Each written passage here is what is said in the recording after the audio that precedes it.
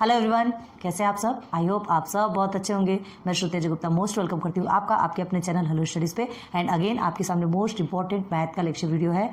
Standard 9th algebra math 1 पढ़ ही रहते। 6 chapter आपका कंप्लीट हुआ है, लेकिन अभी उसका प्रॉब्लम सेट बाकी है। 6.2 तक हमने प्रैक्टिस सेट आपका कंप्लीट कर दिया है। 6.1 एंड 6.2 दो ही थे, ठीक है, लेकिन कुछ यूज़ था, बड़े बड़े थे, इसलिए थोड़ा सा टाइम लगता है, कोई बात नहीं। अब लेक्चर 1 प्रॉब्लम सेट 6, ठीक है, इसे भी आज कर देखते हैं कैसा क्या है।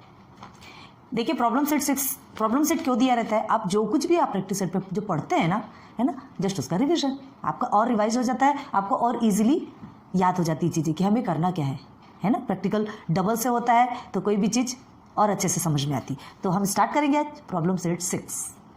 टेक्स्ट बुक ओपन कीजिए, पेन अपने पास रखिए, आप एक रफ कॉपी अपने पास रखिए, हमारे साथ साथ पे सॉल्व करते जाइए, क्योंकि सब कुछ हमने समझा दिया।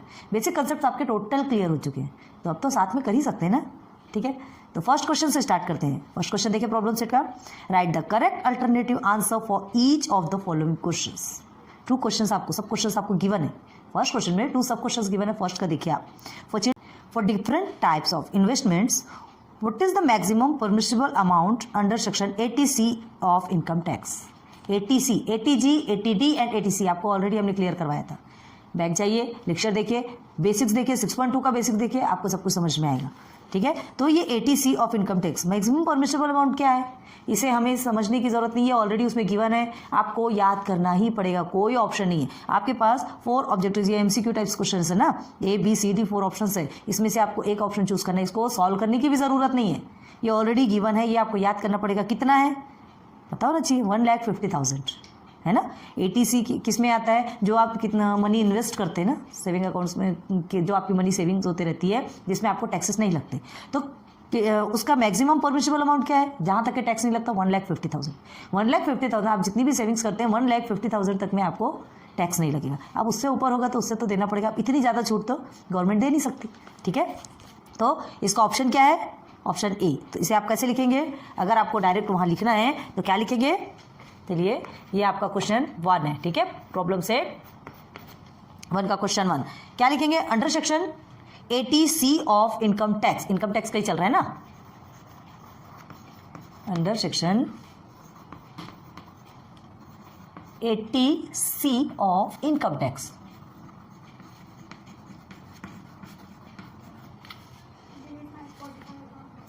the maximum permissible amount is the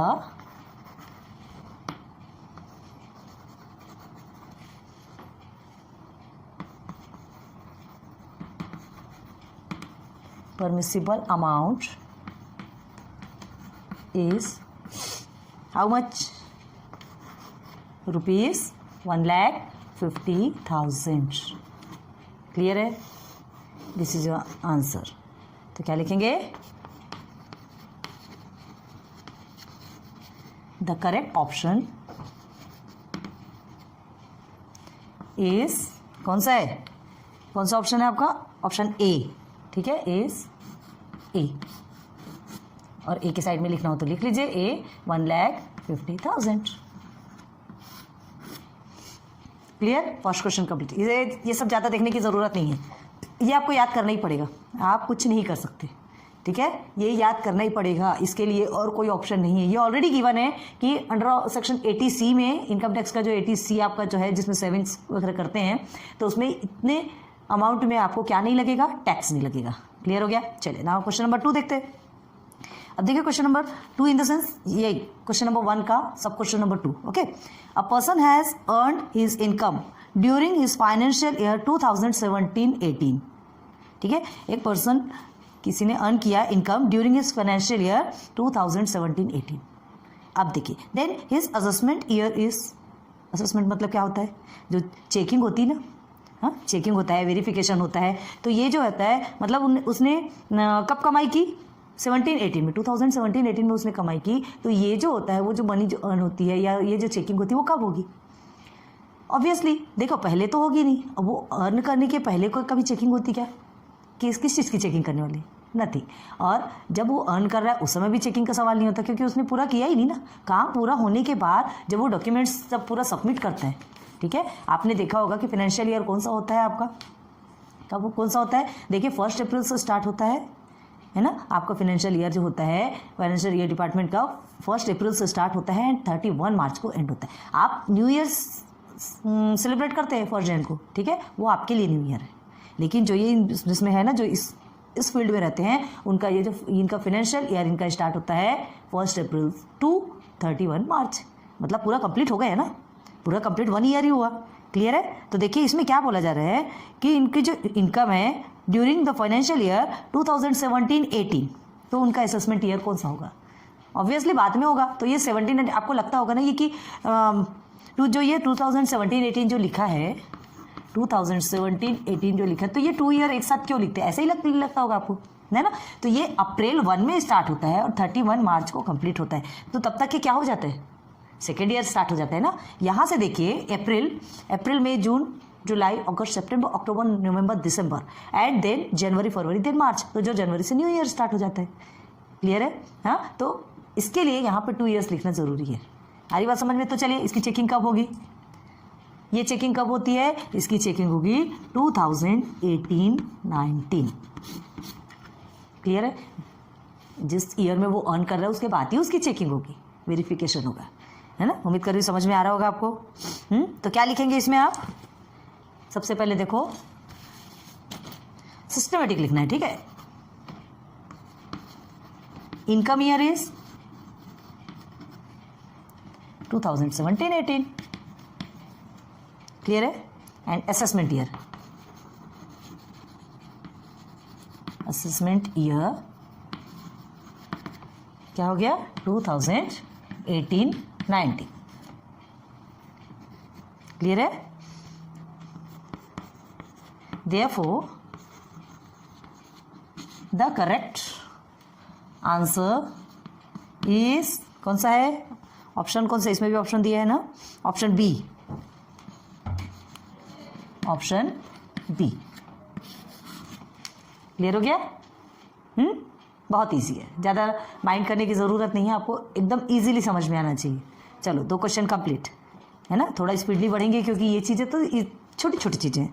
अब देखिए थर्ड क्वेश्चन, सेकंड क्वेश्चन में चले ना, समझ में आ गया होगा, उम्मीद है ना। अब देखिए स्टोरी टाइप्स थोड़ा क्वेश्चन आ रहा है। क्वेश्चन नंबर 2 हम ब्लैक बोर्ड में नहीं लिख पाते, क्यों?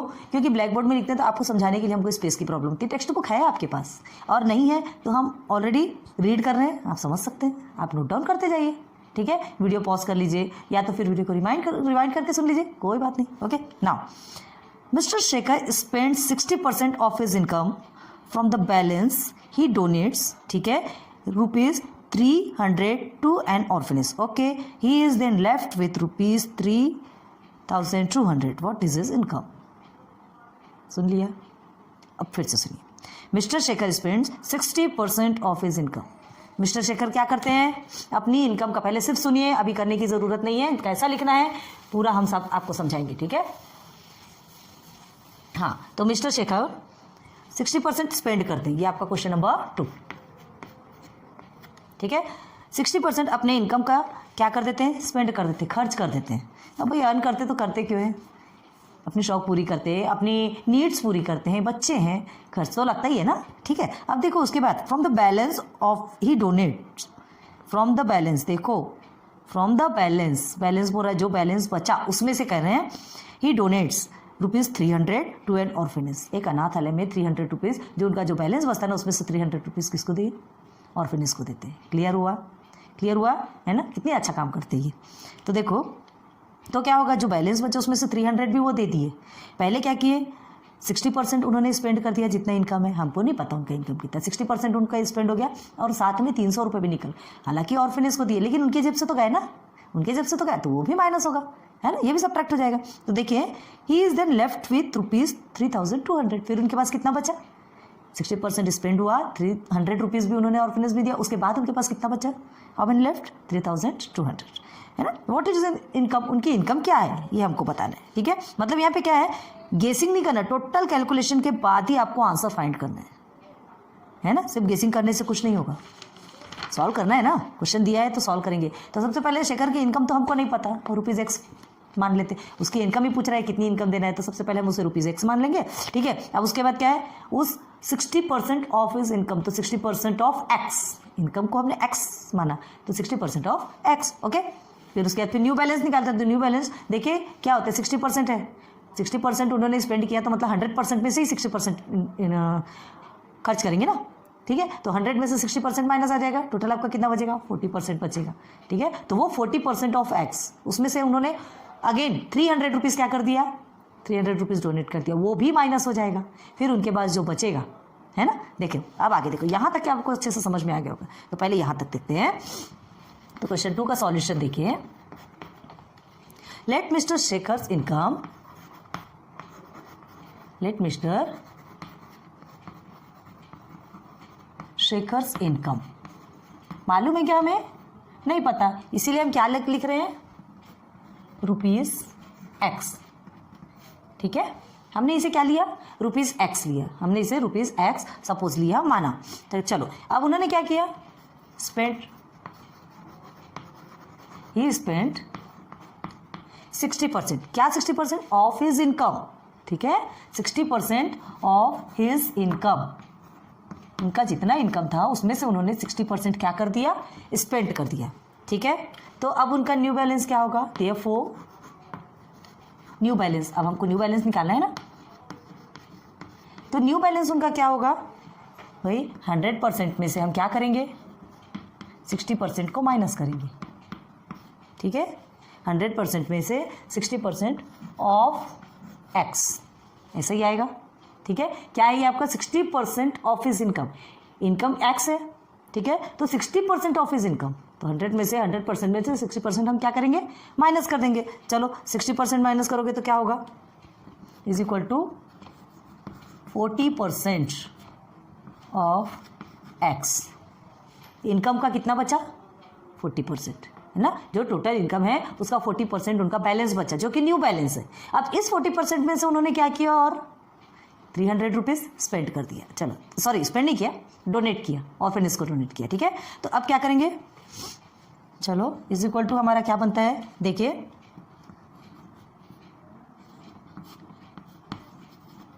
ठीक है, मल्टीप्लाई बाय x, इसे ऐसे लिख सकते हैं कि नहीं लिख सकते, लिख सकते हैं। परसेंट का मतलब हमने बताया था, है ना, ये जो परसेंट है तो परसेंट, ये सेंट सेंचुरी से आता है ना, जिसका सेंचुरी मतलब 100 मानते हैं ना, 1 सेंचुरी इन द सेंस 100 कहलाते। तो इसे और कैसे लिख सकते हैं आप, इज इक्वल टू 40/100x हो गया, ये आपका न्यू बैलेंस बन गया। अब उसमें क्या कहा क्वेश्चन में पढ़िए, न्यू बैलेंस में से उन्होंने 300 किसको दिया, ऑर्फनेज को दिया, तो इसमें से क्या हो जाएगा, 300 माइनस हो जाएगा, ठीक है। तो देखो फ्रॉम द बैलेंस लेफ्ट, ठीक है, ये वाला बैलेंस बचा ना, फ्रॉम द लेफ्ट बैलेंस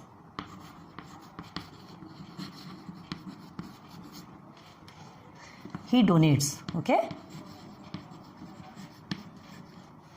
कितने रुपीस, ₹300, ठीक है,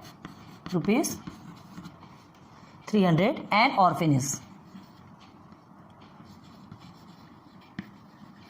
ओके, ऑर्फनेज में दे दिया। अब उनके पास कितना बचा, तो हम इसमें से 300 को क्या करेंगे, minus, therefore amount left with, क्या नेम क्या है, मिस्टर शेखर, ओके, ठीक है, लेफ्ट विथ मिस्टर शेखर। अब कितना बचेगा उनके पास, amount left with Mr Shekhar कितना बचेगा, देखो ये 40/100x है, ठीक है। अब आप इसे कैसा लिख सकते हैं, चलिए इधर देखिए, पहले 40/100x है, तो आप क्या करेंगे, ये 100 से अगर इसको क्या करेंगे, डिवाइड करेंगे, तो आपका आंसर क्या आएगा, देखिए यहाँ पे 2 0 है, ठीक है, 2 0 है, आप इसे डिवाइड करेंगे तो क्या आएगा, आंसर क्या आने वाला है,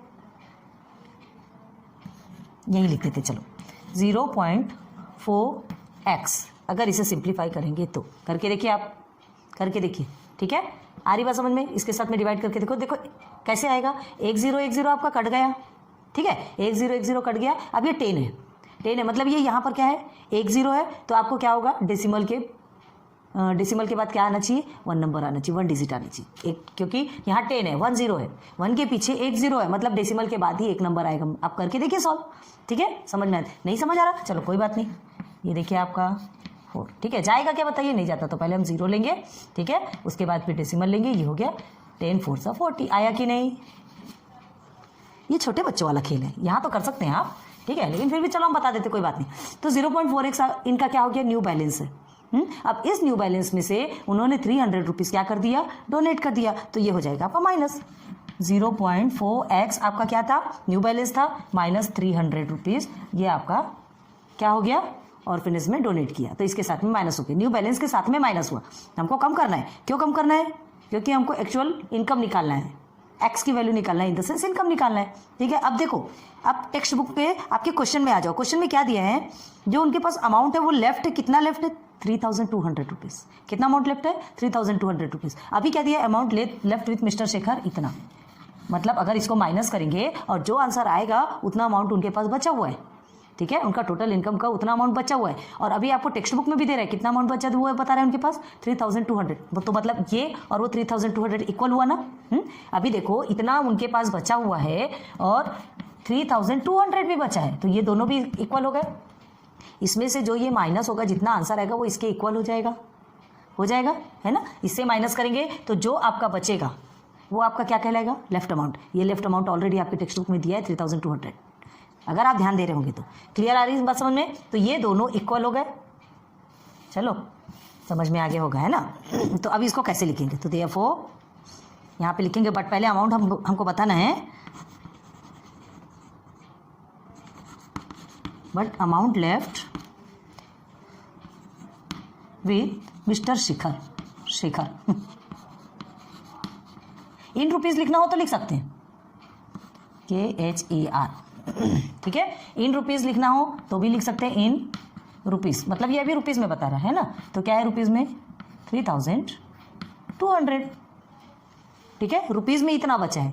और इस तरह से देखा जाए तो ये इतना बचा है, 300 से माइनस कर देंगे, है ना, इतना बचा है, ये इनकम है, ये इनकम अभी निकलने की है ना। और ये सबको करने के बाद फिर ये आया, वो इनकम सहित निकाल के पूरा बताया, 3200 बताया, तो ये दोनों भी इक्वल है। तो हम क्या लिखेंगे, देखो 0.4x माइनस 300 किसके इक्वल हो गया, इसके इक्वल हो गया। आया समझ में।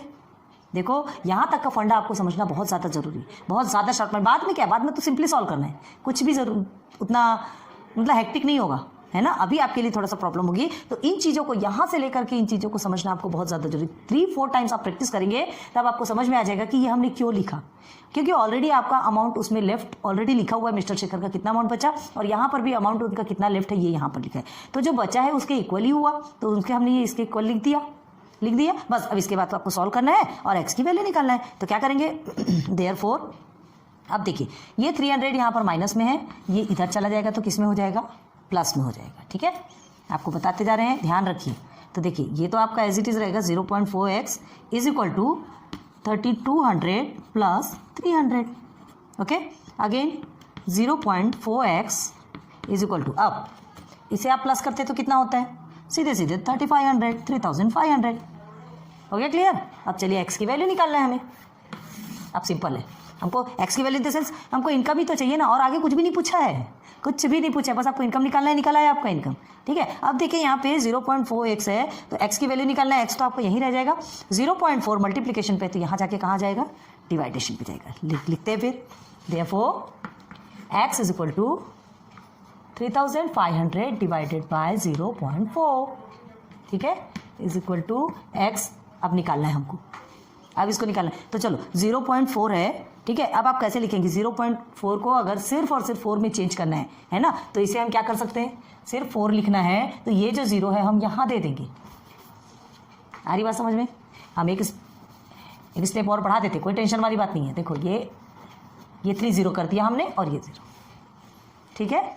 ये 0 जो है आपको हटाना है, ये डेसिमल हटाना है, तो आपको क्या करना पड़ेगा, सिर्फ 4 लिखना है, तो ये 0 आपको यहाँ दे दिया आपने, इसका सॉल्यूशन हो गया। इन द सेंस अगर नहीं समझता तो क्या करेंगे, 4/10 है, ठीक है, 4/10 है, तो क्या करेंगे, ये देखिए यहाँ पर लिख के दिखाते, यहीं लिख के दिखाते, टेंशन वाली बात। ये 10 है, तो ये 10 डिवाइडेशन पे है, तो आपका अभी 0 नहीं लिख रहे हैं, ये आपका 10 मल्टीप्लीकेशन पे चला जाएगा, और ये ऑलरेडी आपका डिवाइडेशन पे ही रह जाएगा, ठीक है। तो 10 से मल्टीप्लाई करेंगे तो एक 0 ही तो बढ़ेगा ना, एक 0 ही तो बढ़ेगा। आप क्लियर हुआ, मुझे मालूम है आप क्लियर हो गया, ठीक है। तो चलिए अब इसे सॉल्व करेंगे, है ना। तो x की वैल्यू क्या निकलेगी, x 4 से मल्टीप्लाई 4 से डिवाइड कीजिए तो क्या होगा आपका, है ना, 4 8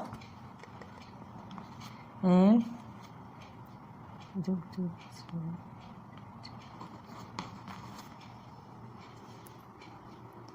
आएगा 4 7 28 8 32 आता है ना। हाँ, 8 7 32 होता है, ठीक है, 32 33 34 एंड 35, 3 बचा आपका, तो 7 28 हो गया, ओके 28, फिर 2 बचा, 5 20, 4 5 20 होता है एंड 4 0 आ गया 8750 रुपीज़। ओके, तो x इज इक्वल टू क्या निकलेगा आपका 8750 रुपीज़। हम यहाँ कट करके गंदगी नहीं कर रहे हैं, आप रफ में ऐसे साइड में कर लीजिएगा और उसके बाद फिर लिख सकते हैं। गंदगी करने से कोई मतलब नहीं, नीट एंड क्लीन दिखना चाहिए। तो x की वैल्यू आपकी आ गई क्या 8750 रुपीज़। अब क्या लिखेंगे, देयरफॉर अब हमें क्या चाहिए था, मिस्टर शेखर की इनकम हमको पता करना था, ये जो जिसको कि हमने ₹x माना था और ये x की वैल्यू निकल के आ गई, वो x हमारा था इनकम, मतलब मिस्टर शेखर की इनकम का जो लेफ्ट था, जो बचा था, ठीक है, वो निकल के आ गया कितना, उनकी जो इनकम है 8750 रुपीज़ उनकी इनकम निकल के आ गई। ठीक है, आ रही बात समझ में। तो क्या लिखेंगे, the income of mister Shekhar is 8000 rupees, लिख लो ₹8750 इनबॉक्स। क्लियर, उम्मीद करती है अच्छे समझ आई होगी। एक बार नोट डाउन कीजिए, फिर और समझा देते हैं।